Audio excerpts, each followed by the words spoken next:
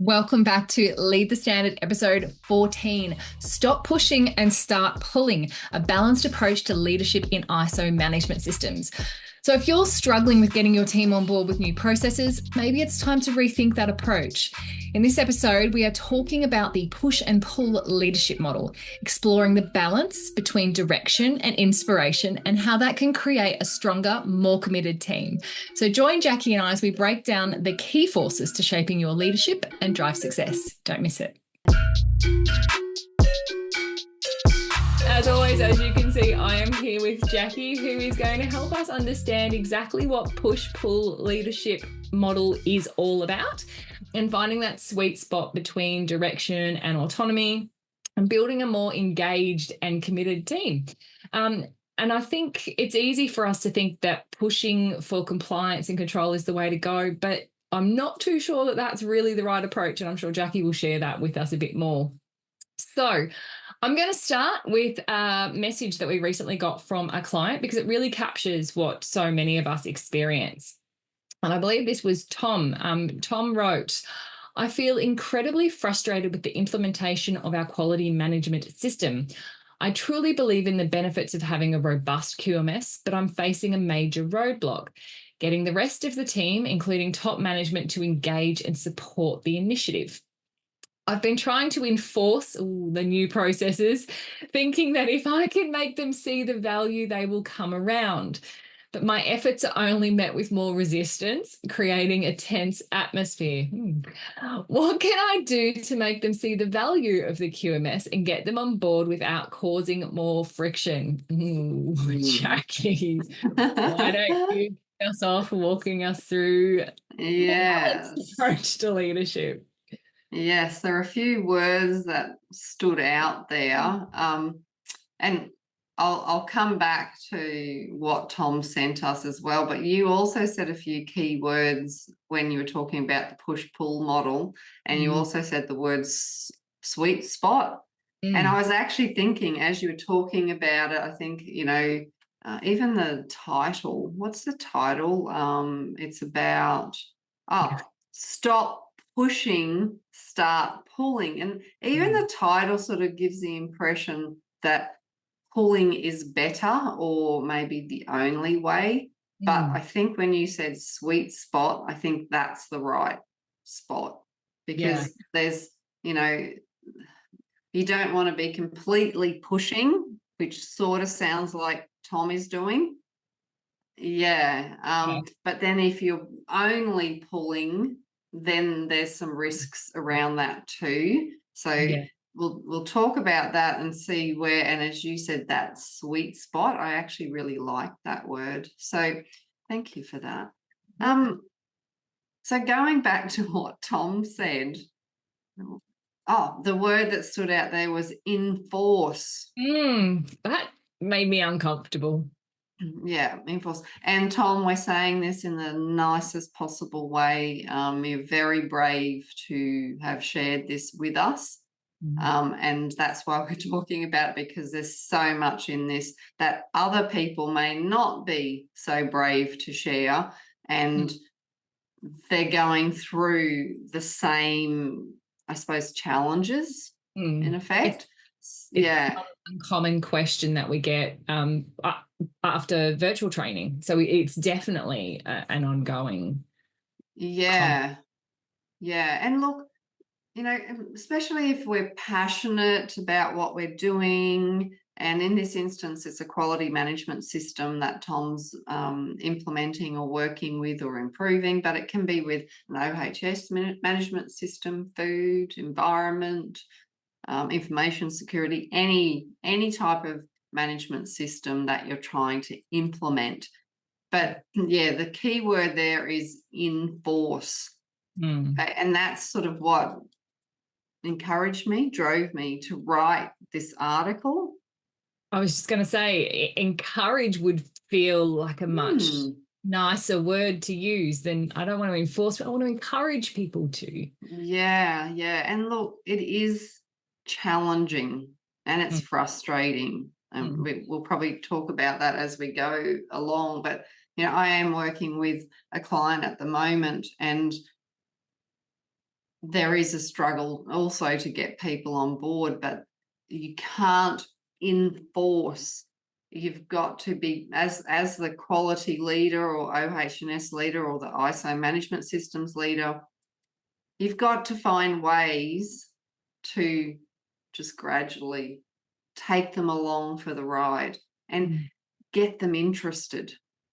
Okay, and it's those little wins along the way, and they'll start going, oh, and then they'll start asking little questions. That's a win. They're not going to jump on board straight away. Yeah. Okay, so yeah, patience, coming up with different strategies, etc. So this is what sort of, as I said, encouraged me to write this article and come up with this push-pull model that we're going to break down. So the short answer, because you always want the short answer, and I know we go sort of off on a different tangent sometimes, or I do anyway.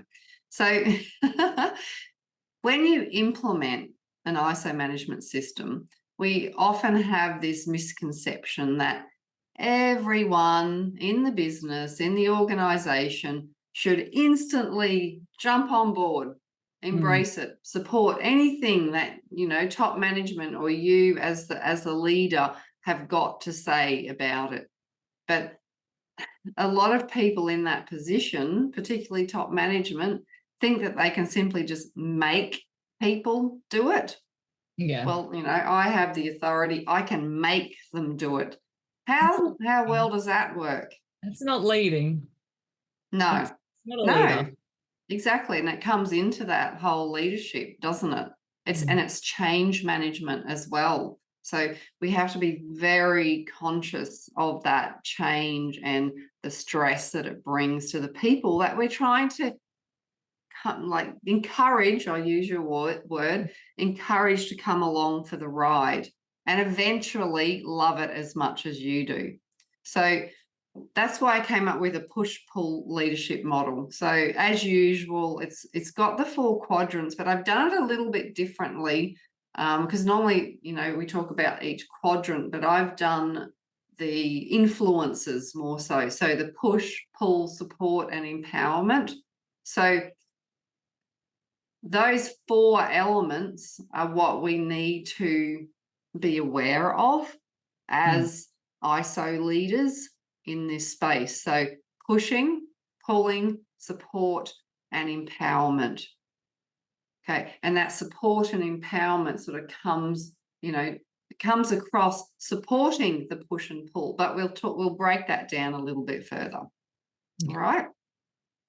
So, actually, before I break it down, when I was writing this article, as you know, if everyone reads our associated newsletters on LinkedIn or receives our emails each week, I like to include a relevant quote. And sometimes I get really excited when one comes up and I'm thinking, oh my goodness, this is exactly what I'm trying to say. So I found one from Dwight Eisenhower, 34th President of the United States. And this was the quote. He said that leadership is the art of getting someone else to do something you want done because he wants to do it. He wants to do it. That's so important. Yeah, and see how it says it's the art. And you said this before, Kelly. You said this is leadership, and it is. This is leadership. Yes, you might be the ISO management systems manager or whatever, whether it's quality environment, yes, that's your role, but you're in a leadership role. Yeah. Okay, so that those personal attributes that you apply every day, it's not about your technical knowledge. It's not about writing procedures. It's about leadership. People, absolutely. It's the people. So that's why I really loved it. I'm going to say it again because I love it so much. Leadership is the art of getting someone else to do something you want done, not because you tell them, I'm sort of ad-libbing now, it's because they want to do it. Yeah. And this is where you need to get people within your system. And that's why this push-pull model includes support and empowerment as well. Get people on board. Yes, exactly. And it takes time. I think this is the frustrating thing for me, is when I try to explain to people that I work with, it's not going to happen today Yeah. or tomorrow or this week or next week. It could take a year. It could take 3 years for some people. Everyone will come along for the ride at a different time, but you need to celebrate the little wins along the way. Okay, Patience. so what did you say? Patience. I know, and sometimes we don't have that, do we? No, particularly when you are passionate about something. Yes. Like when Yes. you are passionate, and I'm speaking literally about you. I know when you are passionate, you want things done yesterday because it's so exciting and this is going to be it. Yes.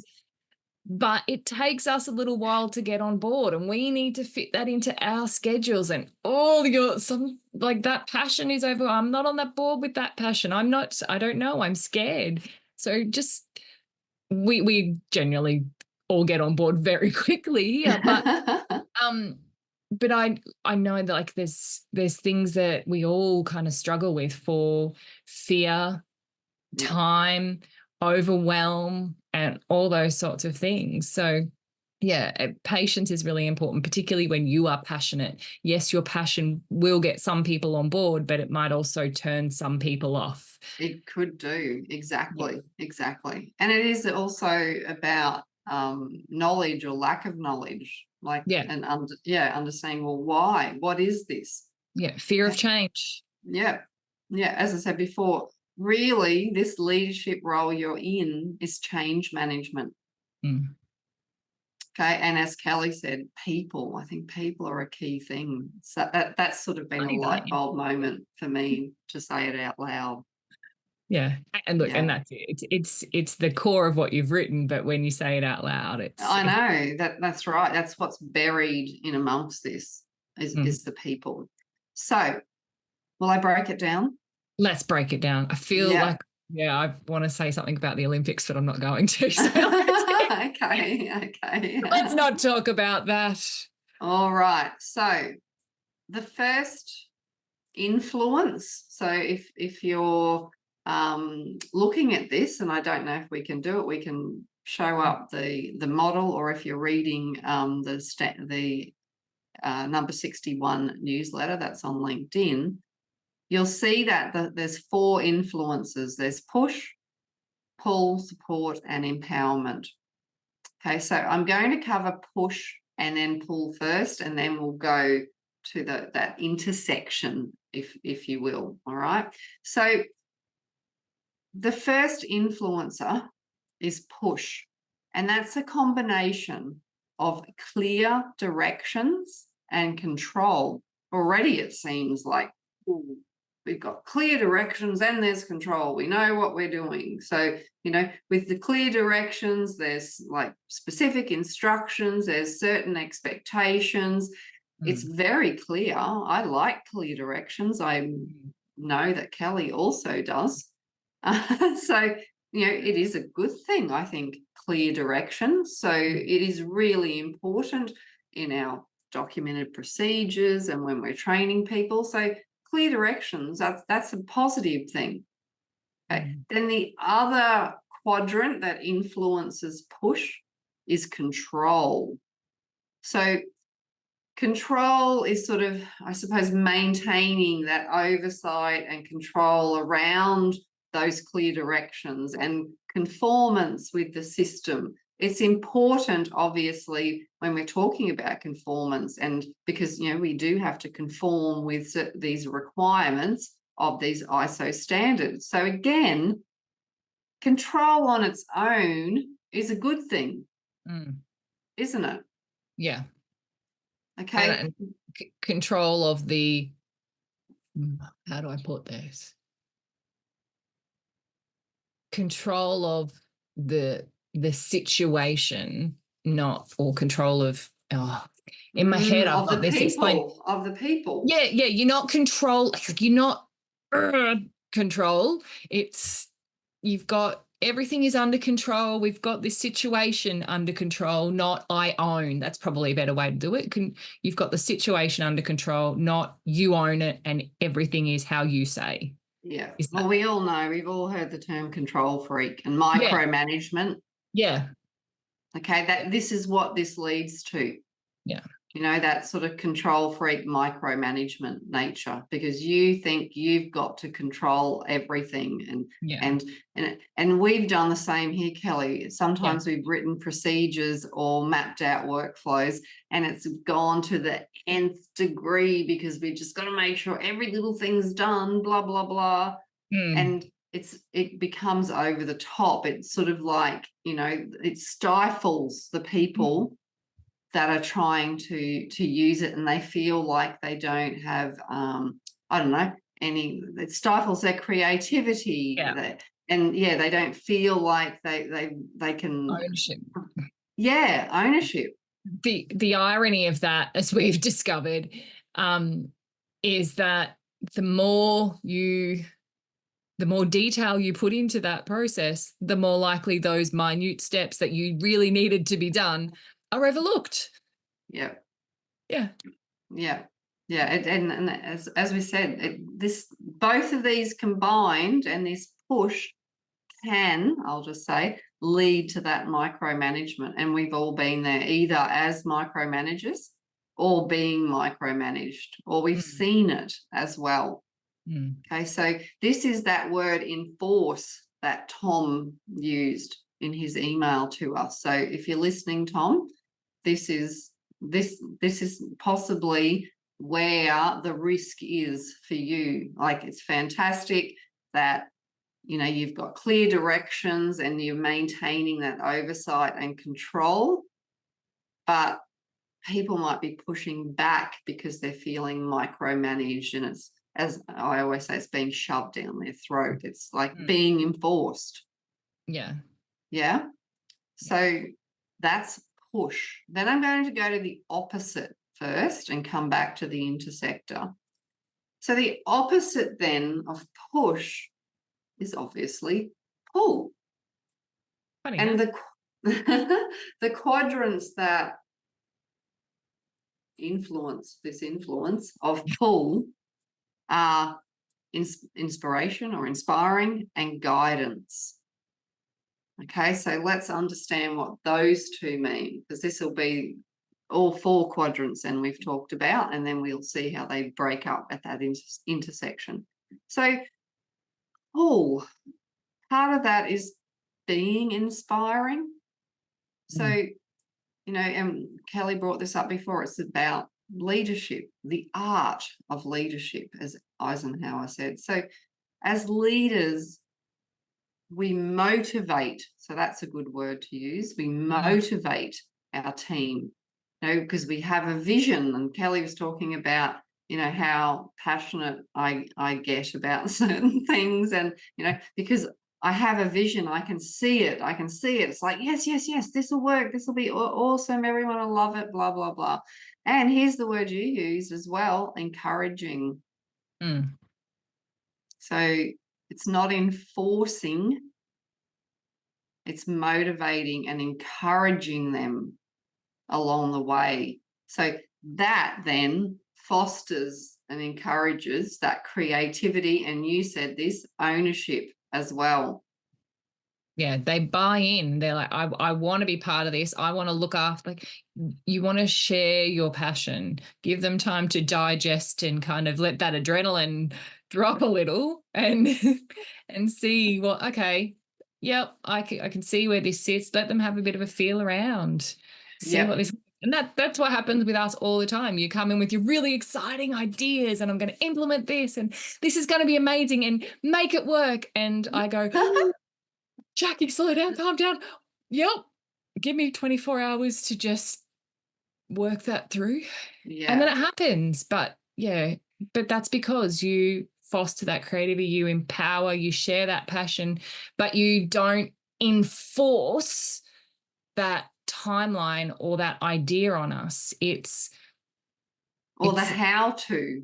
yeah, you don't, yeah, well, that's it. You don't tell us how to. You're like, this is what this is my vision. Let's make this happen. You Yeah. guys can do that. How do we make it happen? Yeah, yeah, that's exactly right. Yeah, actually, I think you're onto something. Yeah, because it is funny that, because it is that, isn't it? Because you say, okay, well, this is what I see. This is what it might look like. This might be the output. This is how our our students might see it, or clients. How do we make this happen? And it's not that I've just gone, I'll go back to that push, the control and clear direction, said this is it. Mm, It's a team effort to come up with the solution. And then there goes that ownership as well, isn't it? mm. And you're Yeah, right, that's because that inspires that thought of, okay, yes, this is the idea. Who who is going to see the benefits of this? Who is this going to impact? Who is the person that we're aiming to support here? Or what it it gives us a chance to see that bigger picture. yeah. Um, And that you've sort of covered the other sorry. side of guidance. No, and that's fine because it naturally happens Mm, anyway. But also, as you were talking, I realized that when you do this pull and that inspiration and guidance, as a leader, yeah, you come up with these ideas, but you don't know everything. mm, It's the team then, because they're getting involved in it, they're coming up with their own ideas. yeah, Yeah. yeah. And sometimes Can you hear Spike yeah, barking? look, Okay. he's Sorry, welcome. that's Spike. He's saying hello. He's saying big voice for little fella. But Yes. yeah, the team often can see, like, we've got a whole new, well, not a whole new team, mostly a new team. So we've now been officially working together for 9 years. But everybody else has been with us with the exception of Angus, who's only part-time. Everyone else has been with us for less than 12 months. Yeah. And we've recruited this team based on their skill sets and Mm-hmm. their, Mm-hmm. Angus included, and their expertise to fill those gaps, which we'll be talking about in next week's episode a lot as well, and how we got to that point. But you can have this idea, but you've got those people around you who are in, like, at the coalface. We've now brought in our customer service team, got them more involved in the marketing side because they're hearing and speaking to our customers. You and I aren't seeing every single email that comes into that inbox. We're not No. seeing what those challenges are. By inspiring your team, and now that I'm seeing you keep doing this, I'm thinking you're kind of slowly bringing people along the journey with you. um, Rather than, my first thought when you were talking about push leadership was kids in the playground. No one likes to be pushed around and told where to go. Like, Yeah. we all Yeah. have a bit of trauma from that, but just kind of slowly encouraging people, just kind of come this way with me, and Yeah. bringing them along for that journey. Yeah, using those expertise, and you're giving people that ownership, Yeah, encouraging. that's right. That's right. And I suppose what we've talked about with the inspiring and the guidance, again, they're both positives.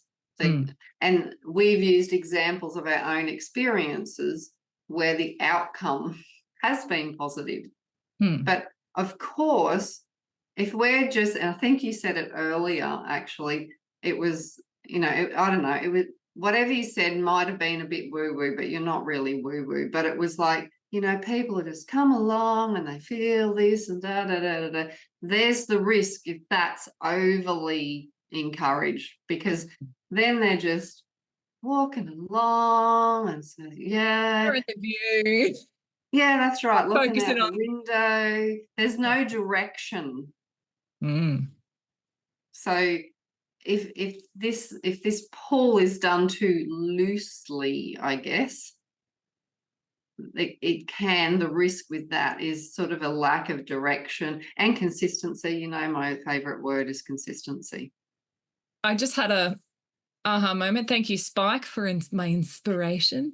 But to use a weird analogy, it is like training a dog. Like thinking about if you push, you can't push the dog to go where to go, but as you're training them to walk on the lead, if you give them too much loose lead, then you've got this chaos. But if you give a little bit of direction and guidance and a little bit more control of that lead, you're kind of going to get a better behaved dog. Actually, that's actually a really good, way of putting it. And isn't it funny that it's a lead? Lead. Thank you, Spike, for interjecting and inspiring. He is under control now, I hear. Okay, so I suppose that's push and pull. We've discovered those 4 quadrants, and we can see that those quadrants, on their own are still vital. So control, guidance, inspiration, and clear directions, they're all vital things in our leadership within an ISO management system. But you can see that if they're done too far one way, there is some risk. So it goes back to what Kelly said earlier, and that's the sweet spot. It's about finding the sweet spot. Okay, and you might, depending on different things that you do within the organization that you work with, you could flick around as well. Some things might be a bit of more push, some things might be a little bit more pull. And different team members will respond differently to pull, etc. True, absolutely. So that's another contributing factor. And as an ISO leader, you need to be aware of that. Okay, and look, this comes back to auditing and personal behaviors and being aware of body language. You really need to be able to pick up how people are responding or reacting. And you're absolutely right, Kelly. Everyone will be different, so you need to change what you do and how you do it. And again, coming back to our virtual training, only because it was last week. Again, that we use that in the classroom. Like again, in that teaching environment, we ask everyone to keep their cameras on so that we can watch and view and adapt. They don't need to see each other, but we can see, oh God, this is too much. I'm not getting this, or that confused face, or has anyone got questions in those wide deer eyes? Being aware of that and knowing how to, okay, I'm just going to pull you in this direction a little bit more, or I'm going to encourage you to try that a little bit more. So that's true. Yeah, you've really got to pick up on the visuals and tone as well. And you're absolutely right. Everyone's different. So you need to, again, it's an art, as Eisenhower said, it's an art. Okay, and it's a learned art. It's constantly learning. Sorry, I'm laughing at myself here because I'm having, again, Olympic thoughts, and I really should be having. I don't know. What's so funny? No, I'm not going to go into it. It's controversial. Ray gun, possibly. Yeah, well, I wasn't going there. Okay, we won't go there. Yep. They're athletes. It's learned art. Yes, that's true. I say good on Ray gun. Yeah, I couldn't do it. Okay, we'll stop there. Okay. So then there's 2 more influences on this push-pull leadership model. The next one is support. And of course, support is a combination of 2 quadrants that we've already covered, but they're different. It's control and guidance. Sorry. So control and guidance. We've talked about control, and remember that's about maintaining some sort of oversight or control around conformance, making sure things are working and being followed, particularly in this space, because, you know, the goal is obviously to conform to the requirements. And then this support is also a combination of this guidance. So, which is actually, control and guidance is sort of a little bit opposite, do you think? Because guidance is advice and support without the micromanaging, whereas control can sort of end up down that path. So this might be a bit of a good balance. Support is a good word. I'm kind of, my niece is learning to walk, and this is probably a good analogy as well. And look, sometimes you want to hold her and kind of give her a little bit more control to build her confidence, but you're not pushing her and telling her where to go. You kind of, I'm giving her control of her situation, where she wants, but I'm also supporting her. Like, you're right, there's the two things. We can kind of lead them to go this way, but not pushing her in a particular direction, just giving them to, okay, I'm comfortable, I can go this way, and then just kind of letting go. And you've got the analogies coming out today, haven't you? Analogies, tons are coming up next. Dad jokes will be next. Oh, I'm not allowed to. You guys banned me from doing dad jokes. No, you're the queen of dad jokes. So I learned from the best.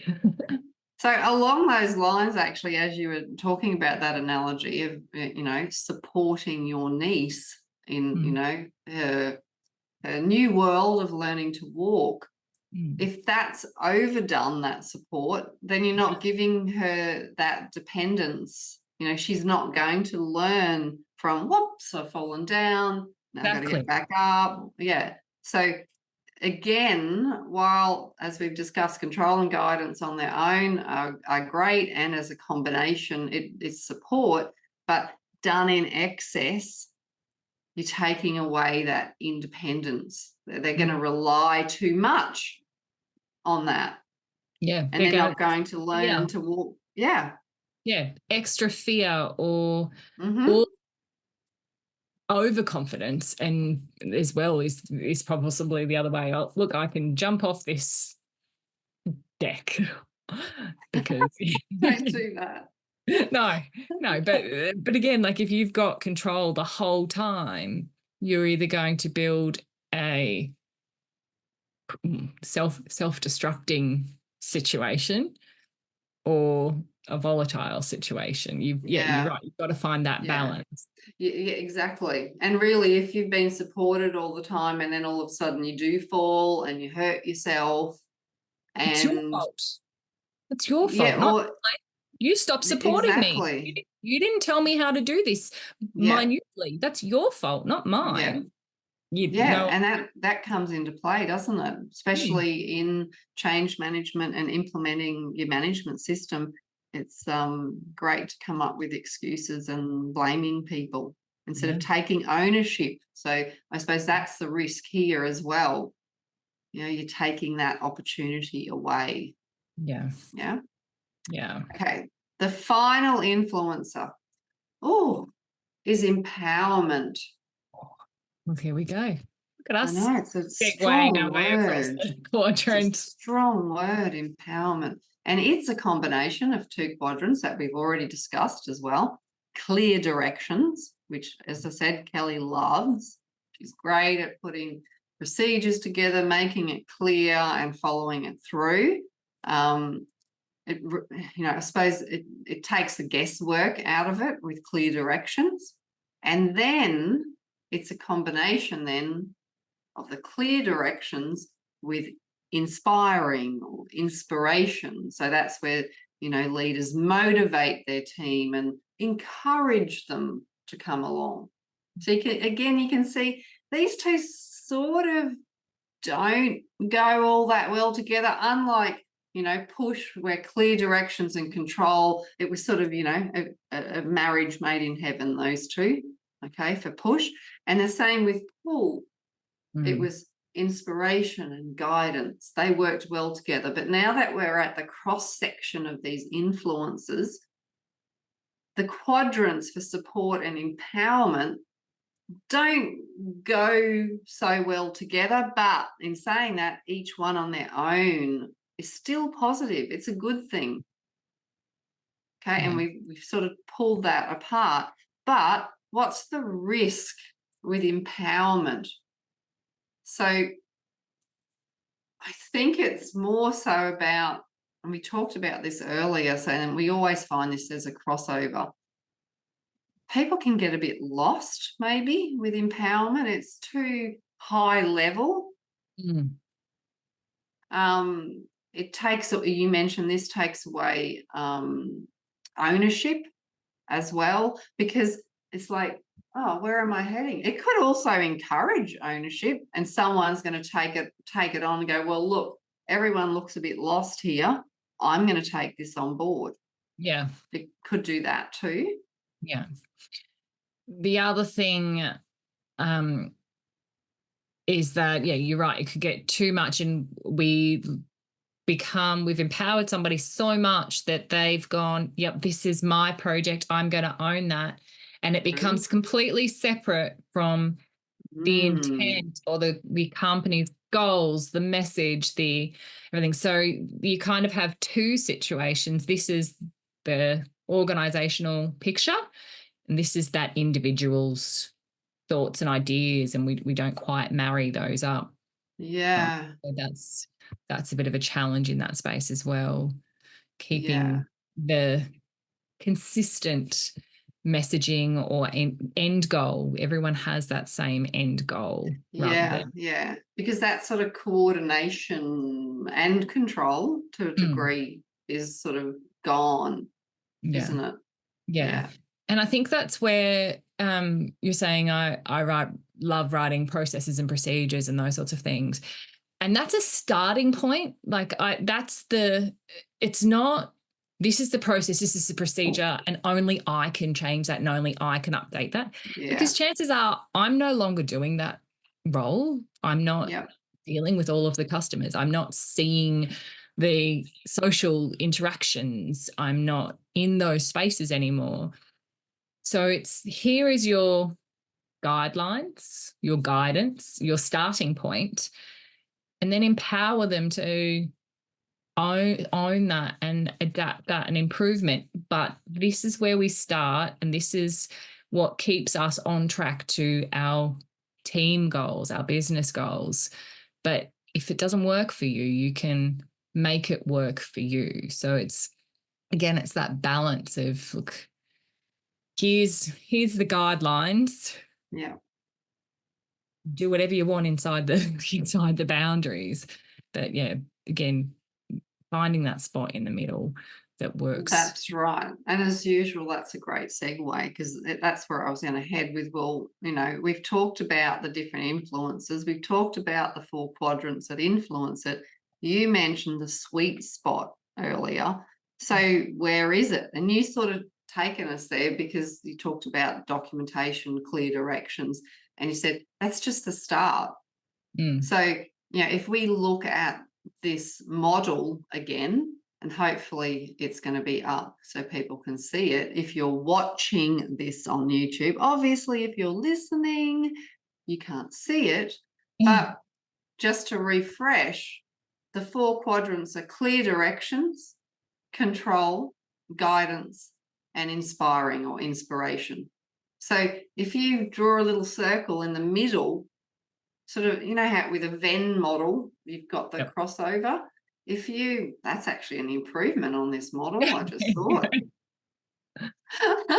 We could have like a little circle in the middle, and that's the sweet spot, because there's clear directions to a degree, there's control to a degree, there's guidance to a degree, and there's inspiration to a degree. There's that sweet spot in the middle, and you use the word balance. You don't want to tip the scales one way too far. Yeah. So we could go too far in one direction. We could go too far in a combination of two of the quadrants, which will take us to push or pull mainly. But the sweet spot or the balance is sort of in the middle, where it's a little bit of both. And sometimes it might be a little bit more of some and a little bit less of another. You've really got to be able to adapt and change. Yeah. So have you got any inspiring analogies to finish this off with, Kelly? Go teach your dog how to walk on a lead. And your niece. And you know, well, not on a lead, but no, not on a lead. Though she is quite adventurous already, so I think that might not be a bad idea. Well, they do have those. Sorry? They do have those for children. They do. They had them a lot in the 80s. I feel like I recall them anyway. Yeah. We've gone off topic. Look, no, I think the really important thing from this is, as we've said to Tom, is probably not enforce things on your team. It is about encouraging and inspiring, empowering, working with your team, giving them patience. That ownership. Patience. So there's a lot of key words that we've kind of drawn from your story, and then made them work in a way that's going to get your team on board. Yeah. As you said. And celebrate the small wins, recognize what you have achieved. Yeah. Yeah. And look, sometimes you might not see them straight away either. Yes. Yeah. It might take a little while for you to see those. Yes, absolutely. And sometimes other people see them. That's what I try to encourage the people that I work with when they're building their systems, is I can see the small wins. Because as you said, when you're in the thick of it, you just think, oh, this isn't working. I'm so frustrated. Through another day. Yeah. People aren't listening to me. But, you do need to start making yourself aware, and it might just be a small little win. Just a small little win. And not necessarily in the place that you're looking for it. Exactly. Yeah. So take off your blinkers as well. Just be a little bit open to what's happening around. Yeah. Oh, well, that was a good loop back to make sure, that we've answered Tom's question. So I think I've done it, Kelly. Is that enough? Do you think? Have I covered everything? We have covered everything really well today. Now, I am going to acknowledge we don't have any community questions today because we are mixing things up a little bit. We have a lot of things coming up over the next few weeks, and we couldn't quite schedule our podcast recordings in with our student schedules. So we are mixing things up. We are giving our students an incredible opportunity to have a couple of extra sessions with us at other times, but we have pre-recorded today's session. So we will do our best to add some questions in future, but today was a little bit of a one off the cuff.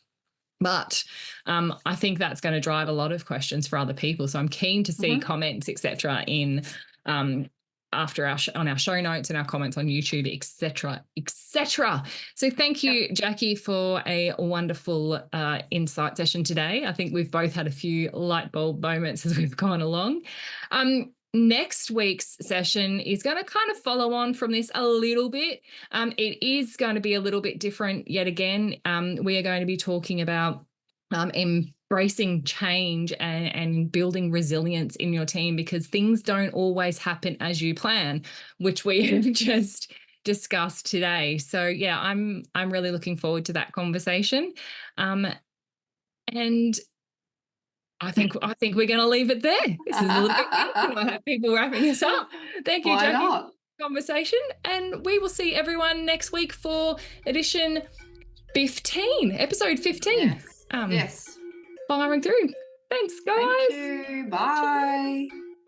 Thanks for joining us once again as we lead the standard. Make sure to subscribe to our podcast for more episodes just like this. And don't forget to leave a review if you found today's episode informative and inspiring. If you're already an ATOL student, remember participating in live Q&A sessions just like this is one of the exclusive perks of your enrolment. And if you're not already a student, join us at our website www.auditortrainingonline.com to learn more about our courses and how you can start making a difference in your career in ISO management system standards. So join us again next week as we not just meet the standards, but we lead them.